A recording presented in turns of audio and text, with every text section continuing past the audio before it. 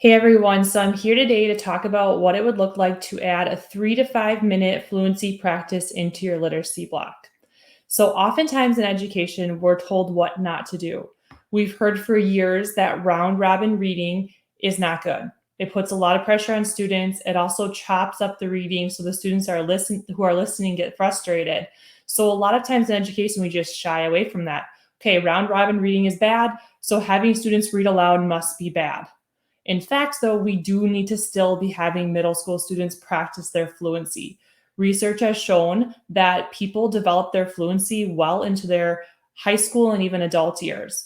So, what can we do as middle school English teachers to have students practice their fluency without giving them that pressure of reading in front of the entire class? Today, I'm going to show you a quick and easy way that you can add in a 3 to 5 minute routine and what that would look like and how you can give feedback to it.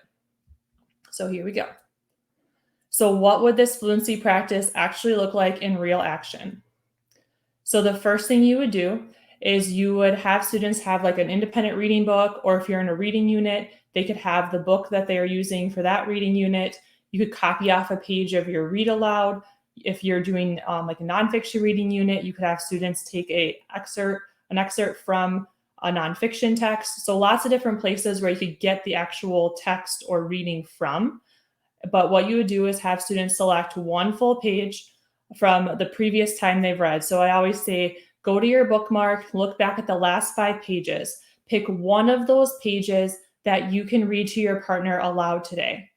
Pick a page that maybe contained a significant plot event or you learned something important about a character in your story. So I'm encouraging them to pick a page that they think is important. Next, they're going to take turns reading their selected page aloud to a partner. So one partner would begin and read their page aloud, and then the next partner would go and read their page aloud. I ask students when they're done reading their pages aloud that they would summarize what was going on that page and also give a quick summary of the plot events that occurred up to what was going on that page or right before that led up to that. I also like to connect it to the mini lesson of the day. So I always have that prompt of connection to today's reading mini lesson. The example I have on the screen says, what are some of the strengths and weaknesses the main character in your book has? So just getting them to start thinking about the mini lesson for that day before we even do the mini lesson, I think is a great way for students to anticipate that. So this is what the oral reading fluency routine looks like. Partner up. They pick a page from the last 5 pages they've read. They each read that page, and then they do some debrief questions about summarizing and then the connection to the mini lesson. So pretty straightforward. So what are the benefits of doing this? Well, first of all, it's a low pressure way for getting kids to read aloud. Instead of that pressure of reading to the whole class, reading aloud to a partner is relatively low key and low pressure. The second reason to do this is students' voices are being heard daily. It's always a goal of mine for my students to hear themselves speak out loud during every class period. And I think this is a really nice way to ensure that their voices are going to be heard by a partner and as I'm walking around by me as well. Third, it will increase students' fluency.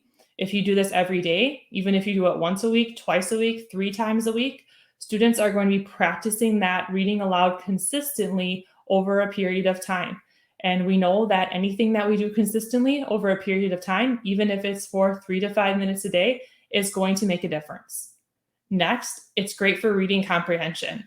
So the way that I do the oral reading fluency with having students go back in their reading and pick a page that they've recently read and having those summarization questions and connection to the reading mini lesson with it, it's a really great way to get students to work on their reading comprehension alongside this fluency strategy. And last, it's a great way to introduce that mini lesson for the day. So a lot of times we try to get students to connect to what we're teaching, but they might just zone us out. And doing this and having students talk about the question in relation to what they're already reading is going to get them to connect into the mini lesson for that day even more. So I encourage you to consider where you might fit in a 3 to 5 minute oral reading fluency routine into your classroom. And last, I want to talk about how can you give feedback on students reading fluency. So a lot of times it's like, oh, I'm not a first grade or second grade teacher. I'm not super familiar with how to give feedback and build students' fluency. So I just wanted to share with you, and I'll make it a little bit bigger. Just this rubric that I use to assess students' oral reading fluency. So I talk to students about how there's a lot of different ways to look at fluency. It's not just about like how fast you read or how clear you read. There's different things you should look at. So reading with expression when reading dialogue, monitoring your reading to go back and self-correct when you hear yourself make a mistake or your reading doesn't make sense, phrasing your words in a meaningful way, pausing appropriately at punctuation like commas and periods, using word solving strategies to pronounce words that are unknown, accurately reading the exact words on the page without inserting new words or omitting words that are there. This is a big one. And then number 7 is reading at an appropriate rate for the genre and reading with intonation that expresses the author's meaning. So a lot of times what I'll do is I'll introduce this when we start our oral reading fluency routine at the beginning of the year.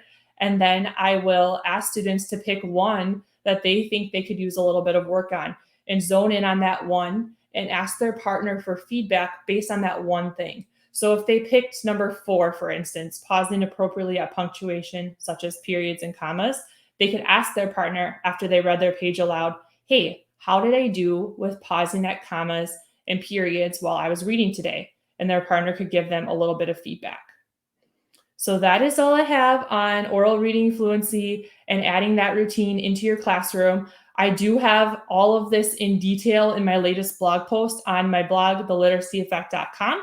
So I encourage you to head over there. Once again, that's theliteracyeffect.com, and you can read this whole thing. And you can also access the rubric that I have up on the screen as well.